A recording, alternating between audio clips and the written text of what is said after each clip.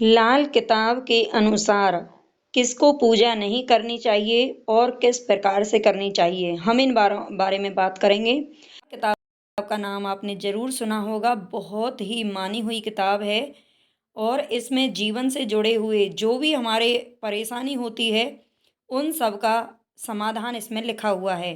अगर आप चाहते हैं कि मैं आपको ये सारी बातें बताऊं और जो भी हमारे अनुभव में है, हमें कौन से काम करने चाहिए, किस तरह से करने चाहिए, घर में बरकत के लिए क्या करना चाहिए, तो ये सारी बातें इसमें लिखी हुई हैं। आप चैनल को सब्सक्राइब ज़रूर कर लेना ताकि इन सब चीज़ों के बारे में मैं आपको डिटेल में समझा सकूं। तो आप इस वीडियो को पूरी देखें, इससे ज़रूर पता चल जाएगा कि हमें क्या करना चाहिए और क्या नहीं करना चाहिए। दूसरा भाव खाली होने पर और आठवें भाव में कोई ग्रह होने पर घर में मंदिर बनाकर पूजा नहीं करनी चाहिए और किसी धर्म स्थान पर भी अधिक नहीं जाना चाहिए। जैसे कि आप लोगों ने देखा होगा अपने आसपास बहुत से ऐसे लोगों को जो खूब पूजा पाठ करते हैं, बड़ा सा मंदिर बनाकर रखते हैं, वे अक्सर परेशान ही पाए होंगे। बहुत बार ऐसा होता है, हम देखते हैं अपने आसपास कुछ लोग हैं जो बहुत पूजा पाठ करते हैं लेकिन फिर भी हमेशा परेशान रहते हैं। तो इसकी वजह क्या है ये आप यहाँ पर जान सकते हैं और आप इसके बाद में पढ़ने के बाद अपनी कुंडली भी दिखा सकते हैं। अगर ये सारे दोष या जो भी चीज़ें हैं आपकी कुंडली में हैं तो आप इस तरह से पूजा ना करिएगा। भले ही उनके पास रुपया पैसा हो लेकिन बहुत सी परेशानियां भी उनके जीवन में होती हैं।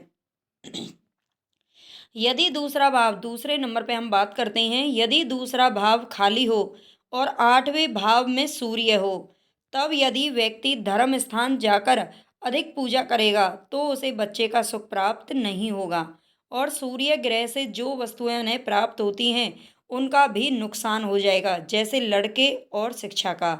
जैसे पिता के सुख में कमी आएगी, हड्डी के रोग, आँख की रोशनी कम हो जाना, दिल की बीमारी हो जाना।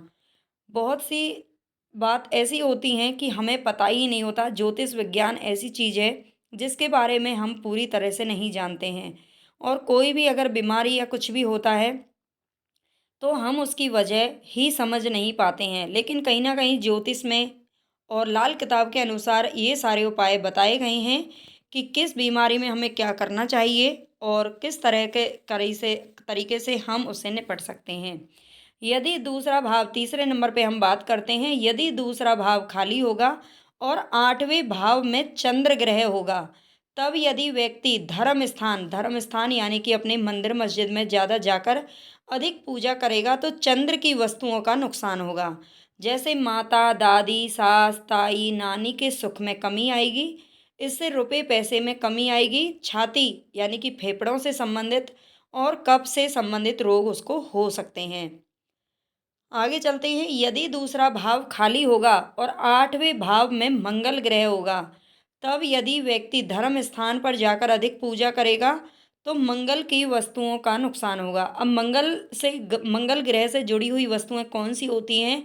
जैसे भाई के सुख में कमी होना, खून की कमी होना या कोई खराबी होना, फोड़े फुंसियों का होना, किसी से भी अच्छे संबंध नहीं रहना। ठीक है, ये मंगल ग्रह का दोष होता है।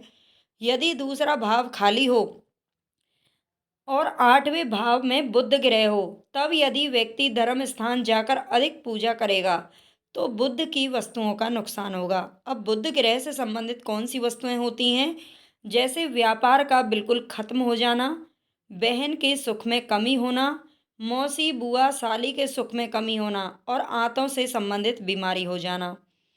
यदि दूसरा भाव खाली हो, हम अगले नंबर की बात करते हैं, यदि दूसरा भाव खाली हो और आठवें भाव में बृहस्पति हो,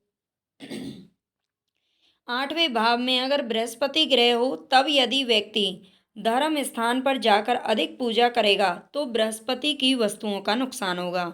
जैसे बाबा का सुख कम मिलना, शिक्षा का और लड़के का, सामान्य ज्ञान का, सांस की बीमारी होना, कमर में दर्द होना, शुगर होना, पैरों से संबंधित रोग होना और कूल्हे में रोग होना। ठीक है, ये सारी बीमारियां बृहस्पति से संबंधित हैं। यदि दूसरा भाव खाली हो और आठवें भाव में शुक्र ग्रह हो, तब यदि व्यक्ति धर्म स्थान जाकर पूजा करता है तो शुक्र की वस्तुओं का नुकसान होता है। यानी कि 8वें भाव में अगर कोई भी ग्रह होता है तो उस ग्रह से संबंधित जो रोग होते हैं या जो कमी होती हैं, जो दोष होते हैं, वो इस इंसान की ज़िंदगी में आ जाते हैं। ठीक है? तो शुक्र की वस्तुओं से संबंधित क्या है? पत्नी सुख में कमी होना, वीर्य संबंधी बीमारी होना, गुर्दे का रोग होना या चमड़ी का रोग होना। ठीक है? ये सारे रोग उसको लग सकते हैं। आगे चलते हैं, यदि दूसरा भाव खाली हो और 8वें भाव में शनि ग्रह हो, तो शनि की संबंधी वस्तुओं का नुकसान होगा। और शनि से संबंधित कौन सी चीज़ें हैं? ताऊ चाचे के सुख में कमी होना, टांगों से संबंधित रोग होना और व्यापार में हानि होना। व्यापार में हानि सबसे बड़ा जो शनि ग्रह से संबंधित होता है बिजनेस, इसका भी आप ध्यान रखें। यदि दूसरे भाव में राहु हो और 8वें भाव में केतु बैठा हुआ हो, तब यदि व्यक्ति धर्म स्थान जाकर पूजा पाठ करता है तो केतु की वस्तुओं का नुकसान होता है। केतु किन चीज़ों से संबंधित है? जैसे लड़के के सुख में कमी होना, जोड़ों के दर्द होना, हर्निया का रोग हो जाना। ठीक है? यदि भाव में केतु हो और 8वें में राहु ग्रह हो, तब यदि व्यक्ति पूजा करता है तो राहु की वस्तुओं का नुकसान होता है। जैसे कि ससुराल के सुख में कमी होना, नानकों के सुख में कमी होना, ऐसा ज्वर होना जो मुश्किल से उतरे, अचानक वाहन संबंधी दुर्घटना होना, चोट लगना, कोई भी नुकसान अचानक से हो जाना जिसका व्यक्ति को पता ही नहीं लगेगा। ये राहु संबंधी दोष होते हैं, जब कहते हैं ना हमारे ऊपर राहु चल रहा है। आगे चलते हैं, यदि दूसरा भाव खाली हो और 8वें भाव में कोई ग्रह हो, ऐसे व्यक्ति को एकांत स्थान में पूजा करनी चाहिए। अब यहाँ पर आप समाधान भी सुन लीजिए। 8वें भाव में कोई सा भी ग्रह बैठा हुआ हो तो हमें उस व्यक्ति को एकांत स्थान में पूजा करनी चाहिए, मतलब धर्म स्थानों पर नहीं जाना चाहिए। राहु केतु यदि दूसरे और 8वें भाव में हो तो ऐसे व्यक्ति को किसी धर्म स्थान पर जाएगा और कुछ भी दान करेगा। ठीक है? अगर राहु केतु हमारे दूसरे और 8वें भाव में बैठे हुए हैं और हम कहीं भी धर्म स्थान पर जाते हैं और हम वहाँ पर कुछ भी दान करते हैं तो वो रुपया पैसा या कोई और वस्तु, उसका लाभ उस व्यक्ति को नहीं मिलेगा, क्योंकि वह जो कुछ भी वो दान करेगा वह राहु केतु उठा करके ले जाएंगे। ठीक है? चोरी करके ले जाएंगे एक तरीके से। ऐसे व्यक्ति को कोई भी धर्म स्थान पर कोई भी वस्तु दान नहीं करनी चाहिए। यदि दूसरे भाव में अगर चंद्र ग्रह हो तो ऐसे व्यक्ति को घंटी बजाकर पूजा पाठ नहीं करनी चाहिए। यदि ऐसा करेगा तो वह बे औलाद हो सकता है, उसे औलाद का सुख नहीं मिलेगा। लाल किताब घर में पूजा करने के लिए मना नहीं करती है, इसका थोड़ा सा समझ लेते हैं। जो लाल किताब है वो घर में पूजा करने के लिए मना नहीं करती है, सिर्फ घर में मंदिर बनाने के लिए मना करती है। मंदिर यानी कि ऐसा ठोस मूर्तियां हम उसमें नहीं रख सकते हैं।